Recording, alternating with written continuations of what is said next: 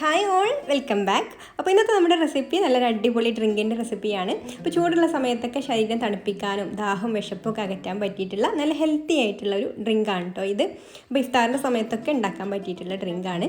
അപ്പോൾ നമുക്കിത് എങ്ങനെയാണ് തയ്യാറാക്കുക എന്നുള്ളത് നോക്കാം. അതിനു മുമ്പ് നിങ്ങൾ ആദ്യമായിട്ടാണ് ഈ ചാനൽ കാണുന്നതെന്നുണ്ടെങ്കിൽ സബ്സ്ക്രൈബ് ചെയ്തിട്ടില്ലാത്ത കൂട്ടുകാരാണെങ്കിൽ ഒന്ന് സബ്സ്ക്രൈബും കൂടെ ചെയ്യണേ.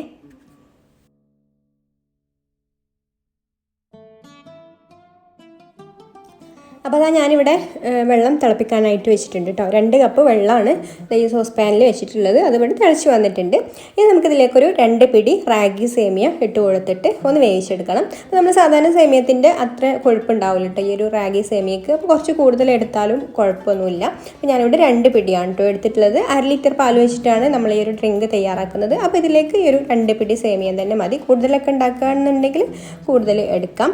അപ്പോൾ അതാ ഇതൊന്ന് തിളച്ച് കഴിഞ്ഞാൽ തന്നെ ഒരു 3-4 മിനിറ്റ് ഒന്ന് തിളച്ച് വന്നാൽ തന്നെ ഈ സേമിയ ഒന്ന് സോഫ്റ്റ് ആയിട്ട് വരും. ഒരുപാട് വെന്ത് പോകുന്നു വേണ്ട കേട്ടോ.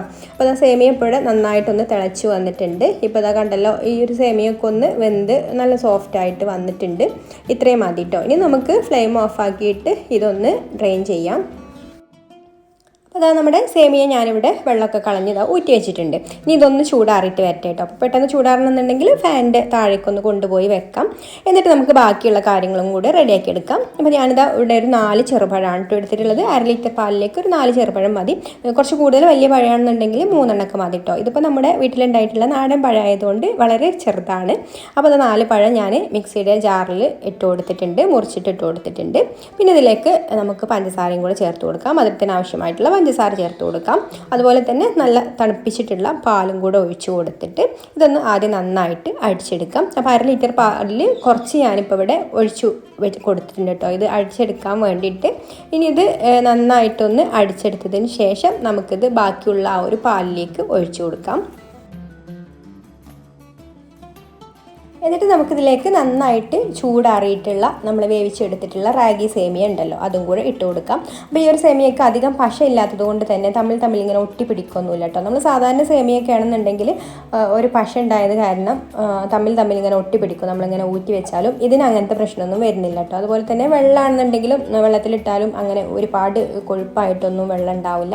ആ ഒരു പാകത്തിൽ തന്നെ ആയി വന്നിട്ടുണ്ടാവും. മധുരമൊക്കെ ഒന്ന് ചെക്ക് ചെയ്ത് നോക്കിയിട്ട് ഈ ഒരു സമയത്ത് മധുരം വേണമെങ്കിൽ ചേർത്ത് കൊടുക്കുക കേട്ടോ.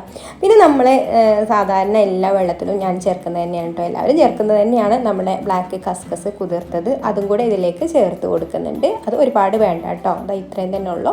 അതിലേക്ക് ചേർത്ത് കൊടുക്കുന്നുണ്ട്. പിന്നെ നമ്മളിതിലേക്ക് പിസ്തയും ഏലക്കയും കൂടെ കൂടിയിട്ടുള്ള ഒരു മിൽക്ക് മിക്സ് ആണ് കേട്ടോ ഒഴിച്ച് കൊടുക്കുന്നത്. വെറും പിസ്തയുടെ ഫ്ലേവർ ആകുമ്പോൾ എനിക്ക് അത്രയ്ക്ക് വലിയ ഇഷ്ടമല്ല കേട്ടോ, കാരണം ഒരു പിസ്തയുടെ ഭയങ്കരമായിട്ടുള്ളൊരു ഫ്ലേവർ വരും. അപ്പോൾ ഞാനിവിടെ പിസ്തയും ഏലക്കയും കൂടെ ചേർന്നിട്ടുള്ള ഈ ഒരു മിൽക്ക് മിക്സ് ആണ് ഇതിലേക്ക് ഒഴിച്ചു കൊടുക്കുന്നത്. അപ്പോൾ നമുക്കിത് ആവശ്യത്തിന് ഒഴിച്ചു കൊടുത്തിട്ട് മിക്സ് ചെയ്ത് നോക്കാം കേട്ടോ. ഇതിൻ്റെ കളറും അതുപോലെ തന്നെ ടേസ്റ്റൊക്കെ നോക്കിയിട്ട് ആവശ്യത്തിന് ചേർത്ത് കൊടുക്കാം.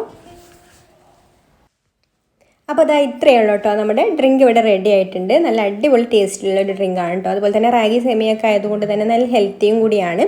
അപ്പോൾ നിങ്ങൾക്കൊരു വീഡിയോ ഇഷ്ടമായിട്ടുണ്ടെങ്കിൽ ഒന്ന് ലൈക്ക് ചെയ്യാൻ മറക്കരുത്. ഇഷ്ടപ്പെട്ടിട്ടില്ലെങ്കിൽ ഡിസ്ലൈക്കും ചെയ്യാം. അപ്പോൾ ഇനി മറ്റൊരു നല്ല റെസിപ്പിയുമായിട്ട് അടുത്ത വീഡിയോയിൽ കാണാം. താങ്ക്